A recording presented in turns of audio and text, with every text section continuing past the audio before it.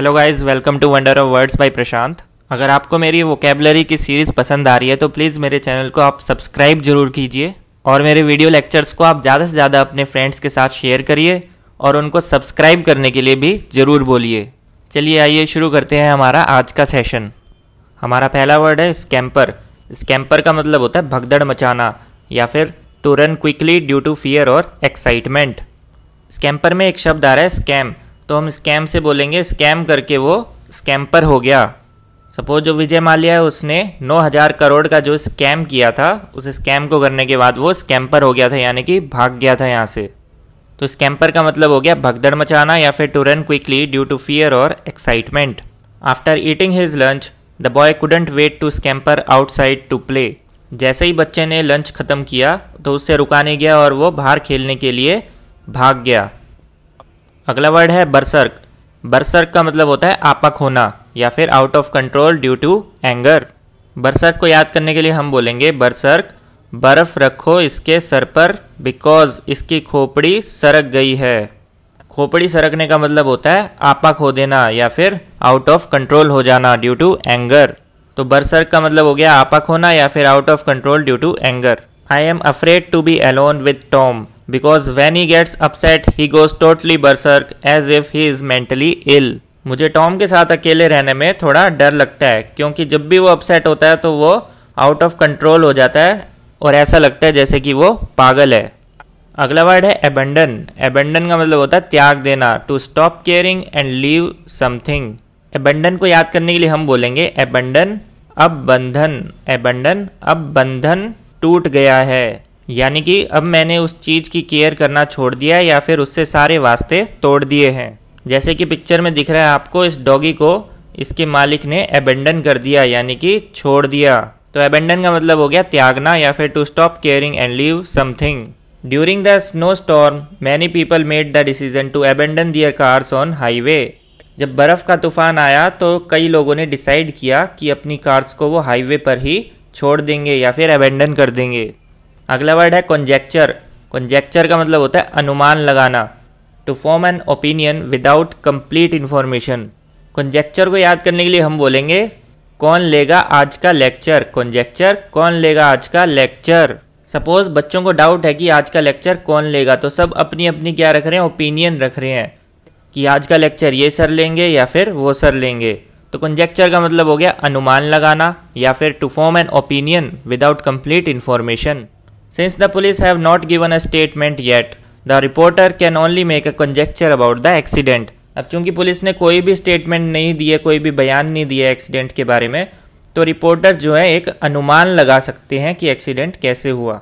अगला वर्ड है कैवलकेड। कैवलकेड मतलब होता है जुलूस, a group of people walking और riding in vehicles for a purpose. Cavalcade को याद करने के लिए हम बोलेंगे कैवलकेड केवल कार्स की परेड। कैवलकेड केवल कार्स की परेड। और परेड को हम कह सकते हैं झांकी निकालना या फिर जुलूस निकालना।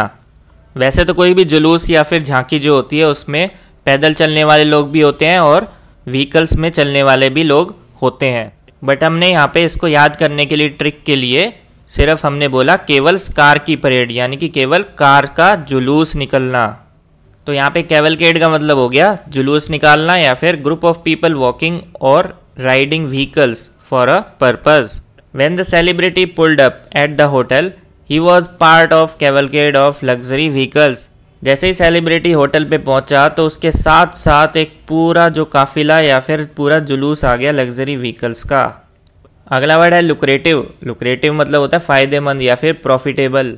लुक्रेटिव को हम बोलेंगे your art looks creative. Lucrative your art looks creative. अब सपोज़ किसी ने कोई क्रिएटिव सी आर्ट बनाई है तो उसको बेचने पर क्या होगा, हमें काफ़ी ज़्यादा फ़ायदा होगा मार्केट में, यानी कि क्रिएटिव आर्ट्स जो होती हैं काफ़ी ज़्यादा फ़ायदेमंद होती है। तो लुक्रेटिव का मतलब हो गया फ़ायदेमंद या फिर प्रॉफिटेबल।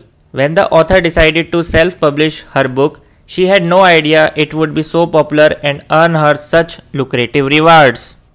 यानी कि जब ऑथर ने अपनी बुक को पब्लिश करने के लिए सोचा तो उसने ये नहीं सोचा था कि उसका जो आइडिया है वो इतना पॉपुलर हो जाएगा और उसके इतने फ़ायदेमंद उसको रिवार्ड्स मिलेंगे। अगला वर्ड है कोहेरेंट। कोहेरेंट का मतलब होता है समझने में सरल या फिर रीजनेबल एंड क्लियर। कोहेरेंट को हम बोलेंगे कोहरे के हटने, कोहेरेंट, कोहरे के हटने से सब क्लियर दिखाई देता है। तो क्लियर हमारा यहाँ पे क्या हो गया, कीवर्ड हो गया कोहेरेंट को समझने के लिए। तो क्लियर यानी कि क्लियर अंडरस्टैंडिंग या फिर रीजनेबल। तो कोहेरेंट का मतलब हो गया समझने में सरल या फिर reasonable and clear. After Stella was attacked she was so afraid that she wasn't able to give her coherent description of her attacker. जब स्टेला पर अटैक हुआ तो वो इतनी ज़्यादा डर गई थी कि अपने अटैकर का क्लियर डिस्क्रिप्शन वो नहीं दे सकी। अगला वर्ड है इम्बेसिलिटी। इम्बेसिलिटी मतलब होता है मूर्खता या फिर फुलिशनेस। इम्बेसिलिटी को याद करने के लिए हम बोलेंगे इम्पोर्टेंट और बेसिक फैसिलिटी। इम्बेसिलिटी इम्पोर्टेंट और बेसिक फैसिलिटी भी नहीं है। अब सपोज किसी ने इतना बड़ा रेस्टोरेंट खोल दिया बट उसमें हाथ धोने तक की भी एक बेसिक फैसिलिटी प्रोवाइड नहीं करी, तो हम उस रेस्टोरेंट वाले को क्या कहेंगे, काफ़ी ज़्यादा फुलिश है, मूर्ख है या फिर इम्बेसाइल है। तो इम्बेसिलिटी का मतलब हो गया मूर्खता या फिर foolishness. The teacher declared one of his students as imbecile as he constantly asked silly questions. एक टीचर ने अपने स्टूडेंट को मूर्ख डिक्लेयर कर दिया क्योंकि वो उससे लगातार सिली क्वेश्चन पूछ रहा था। अगला वर्ड है रिडंडेंट। रिडंडेंट का मतलब होता है किसी काम का ना होना या फिर नो लॉन्गर नीडेड और नॉट यूजफुल एनीमोर। रिडंडेंट को याद करने के लिए हम बोलेंगे redundant remove this attendant. Redundant remove this attendant. Attendant यानी कि सेवक। अब सपोज हमें किसी सेवक की या फिर अटेंडेंट की ज़रूरत नहीं है तो हम उसे क्या कर देंगे, रिमूव कर देंगे, और इसी को कहते हैं रिडंडेंट यानी कि किसी की ज़रूरत ना होना। तो रिडंडेंट का मतलब होगा किसी काम का ना होना या फिर नो लॉन्गर नीड और not useful anymore. The writer deleted redundant lyrics that added no value to the song. तो राइटर ने क्या किया, ऐसे लिरिक्स को हटा दिया जिनका सॉन्ग पर कोई प्रभाव नहीं पड़ रहा था। अगला वर्ड है स्टैलवर्ड। स्टैलवर्ड का मतलब होता है भरोसेमंद या फिर रिलायबल एंड लॉयल। तो स्टैलवर्ड को हम बोलेंगे स्टैलवर्ड स्टॉल वाला रात तक। स्टैलवर्ड स्टॉल वाला रात तक ओपन रहेगा। अब सपोज़ कोई स्टॉल वाला रात तक ओपन रहता है, आपको पता है कि ये रात तक ओपन रहेगा, तो आपको जब भी रात को भूख लगेगी, आपका बर्गर या फिर कुछ भी फास्ट फूड खाने का मन होगा, तो आप इस स्टॉल वाले के पास ही जाएंगे क्योंकि आप इस पर भरोसा करते हैं या फिर ये काफ़ी रिलायबल है कि ये हमेशा मिल जाएगा या फिर अवेलेबल होगा। तो स्टैलवर्ड का मतलब क्या हो गया, भरोसेमंद या फिर reliable and loyal. When the king was accompanied by his stalwart bodyguards he felt safe walking among his people. यानी कि जब किंग अपने स्टैलवर्ट बॉडीगार्ड्स या फिर रिलायबल बॉडीगार्ड्स के साथ था तो उसे पब्लिक के बीच में वॉक करने में काफ़ी सेफ महसूस हो रहा था। So thank you guys for watching this amazing lecture. अगर आपने इससे पहले की वीडियोज़ अभी तक नहीं देखी है तो आप डिस्क्रिप्शन बॉक्स में जाइए, वहाँ आपको मेरे चैनल का लिंक मिलेगा, आप उस लिंक पर जाकर सारी पुरानी वीडियोज़ भी आप देख सकते हैं। सो आज के लिए इतना ही, कल मिलते हैं नए और इंटरेस्टिंग वर्ड्स के साथ। Till then, take care and bye-bye.